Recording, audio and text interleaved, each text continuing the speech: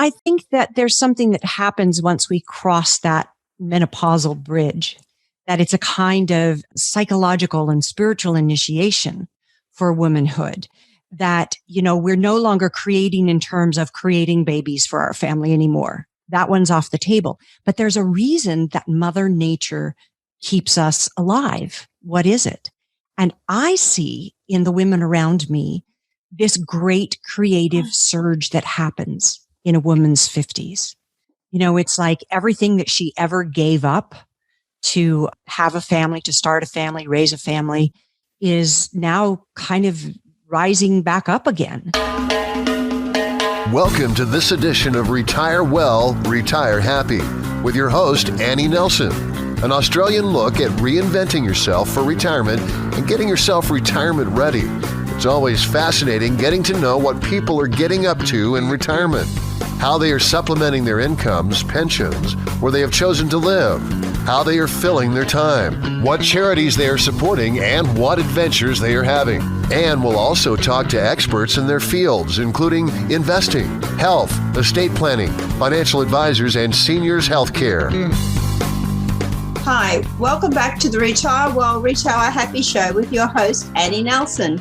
And today, the special guest for the show is Stephanie Raffelock. And Stephanie is an author and blogger.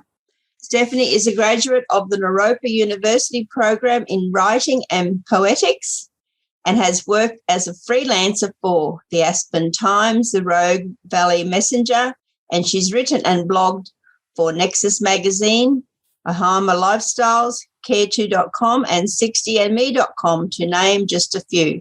Stephanie is a former broadcaster and iHeart radio host. She is now a popular guest on other people's podcasts, where she shares her passion for aging, women, and feminist history, as well as being a speaker and an author of a delightful little book on aging, and has a new book coming out soon, and we'll hear all about that shortly. Welcome to the show, Stephanie.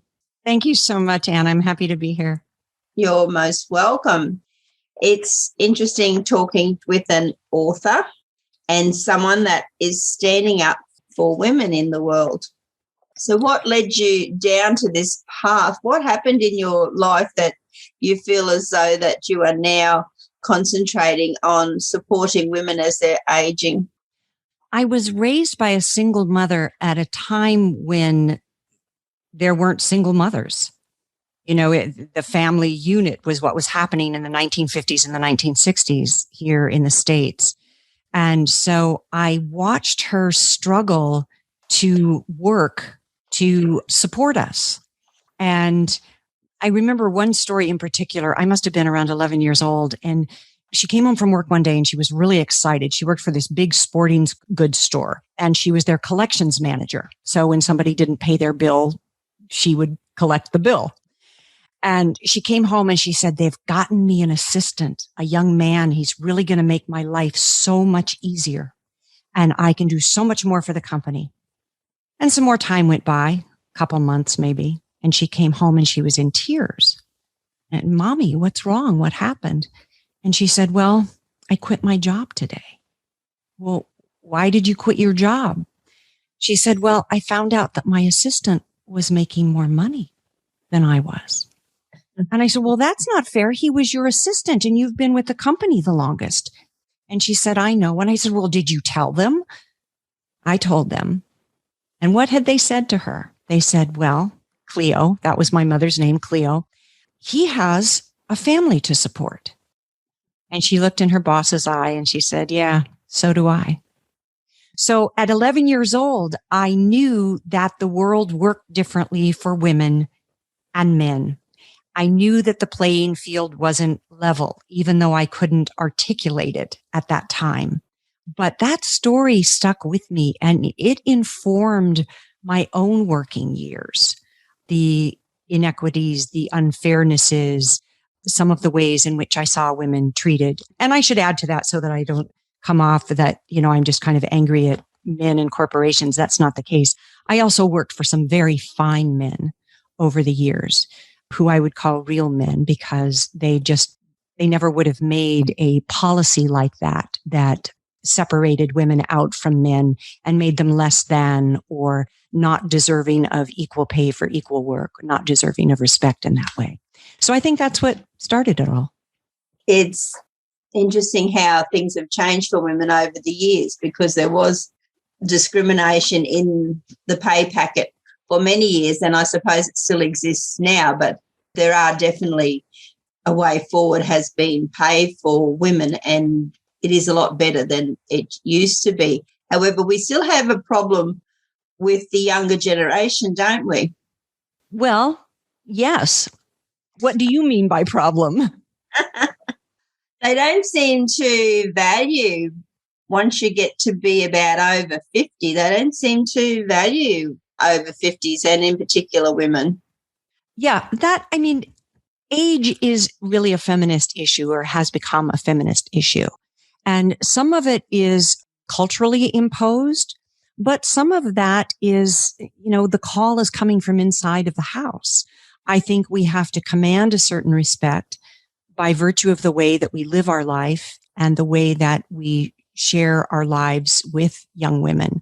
I talk with young women a lot about feminism, and many of them don't realize that, in my generation, what women fought for, the fact that, like, when I was 22 years old, which is about the time that most people graduate from college, women couldn't get credit cards unless you had the signature of a husband. Didn't matter if you had a good job.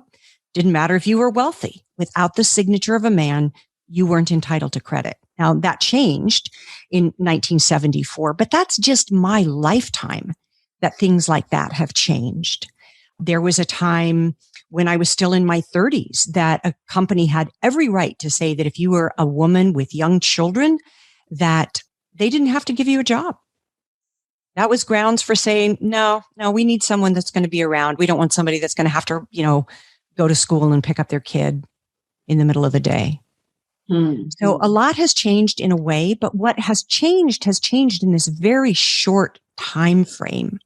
And I think that it's important for us to recognize, as more mature women, that we shine a light for that younger generation, whether they're willing to walk into that open-heartedly or not, that it's important for us to continue to shine that light for them and say, look, this hasn't been going on very long. It's like what can be given can also be taken away. So we all have to be aware that, someday we're all going to be, if we're lucky, 50. And 50 seems to be the magic age when, the decline of women's importance or insignificance or irrelevance starts creeping into the picture. And although it's not true, it is a toxic stereotype and myth that has been with us for a long time, and it will take something to break it. It's been a long, long time when women have been repressed. I mean, you have to go way, way, way back to the early civilizations where women were priestesses and were valued, and something happened, and we seem as though we've been downtrodden for many, many generations, many centuries, but we now have found our feet, and particularly when we seem to get to 50, I don't know if it's because most of us have raised the children by then and we can start focusing on ourselves and we're starting to bloom, but we're not afraid of getting old anymore. You believe that women are getting more creative once they get to 50? I think that there's something that happens once we cross that menopausal bridge, that it's a kind of psychological and spiritual initiation for womanhood, that, we're no longer creating in terms of creating babies for our family anymore. That one's off the table. But there's a reason that Mother Nature keeps us alive. What is it? And I see in the women around me this great creative surge that happens in a woman's 50s. It's like everything that she ever gave up to have a family, to start a family, raise a family, is now kind of rising back up again. It's not unusual to see women take up the art that they gave up in order to raise a family, or to take up the music that they stopped playing 37 years ago, or to begin to write because that seemed like such a foolish thing to do when you had a marriage and a mortgage and kids to take care of. And in this country, what we're seeing is this tremendous surge of creativity in politics, that in our primaries, in our midterms in 2018, more women over the age of 50 ran for local, state, and national office than ever before in this country's history. And it's kind of balancing things out a bit, I like to think. We're finally getting somewhere, but it's unfortunate we have to wait till we're in our 50s before that can start to happen. So we're not afraid of getting older anymore, are we? Well, I certainly don't feel that way. I meet some women that do feel that way, that, age seems daunting. What do you do with your retirement years? What am I going to do? I think those are fair questions. I just think that there's so much more open to us now than there was even 20 years ago, that the word retirement it connotes pulling away from something to just kind of, relax. And most of the women I know are involved. They're engaged in life in a certain way that, they're not going to be happy sitting in a Barcalounger with a cocktail. Yes, times definitely changed, because in our early days, it was more about looks and how we got on that way, and we seem to be more of an attachment. You had to have a partner or a husband, and things definitely have evolved for women. There's plenty of us that are not even bothering about having a long-term partner. They can see that they can make a life for themselves without that stereotype attached to us.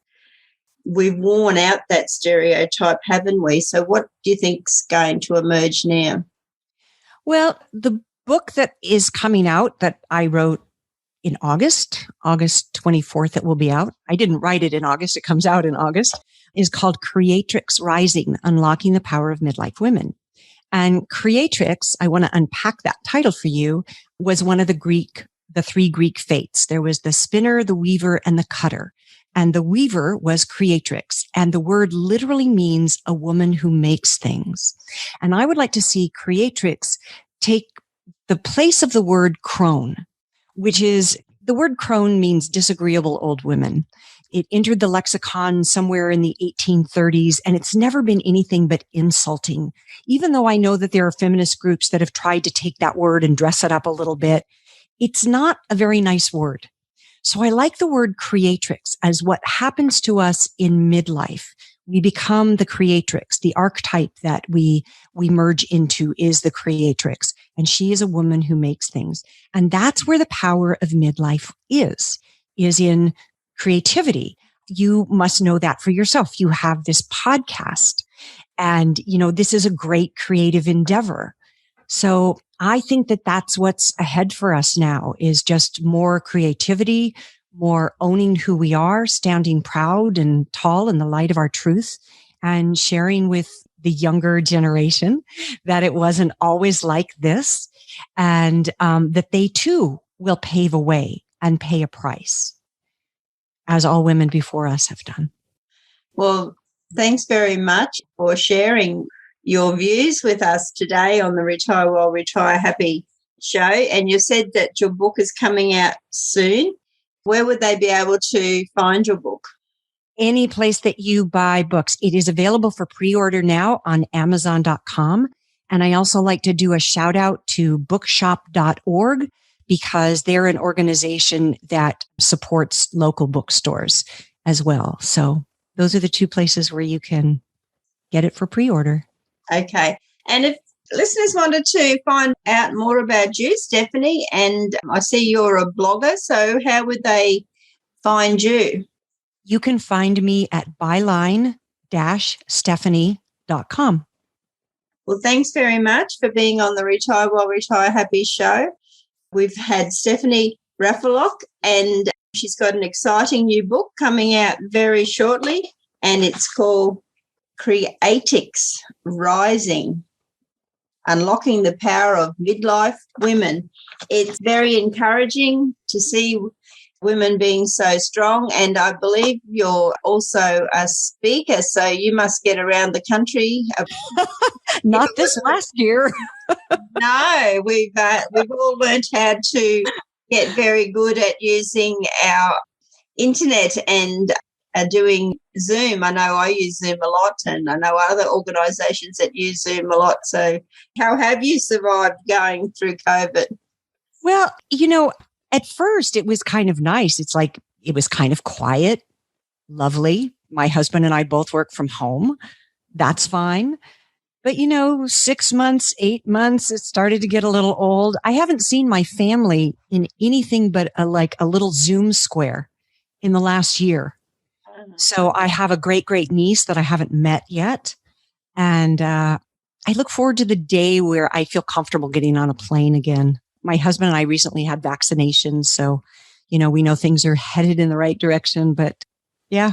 It will be a while. I think Australia's just established a travel bubble with New Zealand only in the last couple of days, but there's very strict conditions about it all. I think it will be a long time before the average person will be confident enough to travel. Yeah, I think you're right about that. I know that even with the whole idea of mask wearing, I foresee that I will be wearing a mask during flu season. Just, it worked so well. There were so many countries that reported that they just didn't have a flu season this year. And the reason for that is we were all wearing masks. We weren't passing it. So I can see myself, even after, herd immunity and all of that, wearing a mask during flu season. It kind of seems like common sense. And it's maybe one of the things that came out of this that is a good thing. Mm-hmm. And women are very practical. Yes, we are. Well, thanks for being on the show. Thank you so much for having me.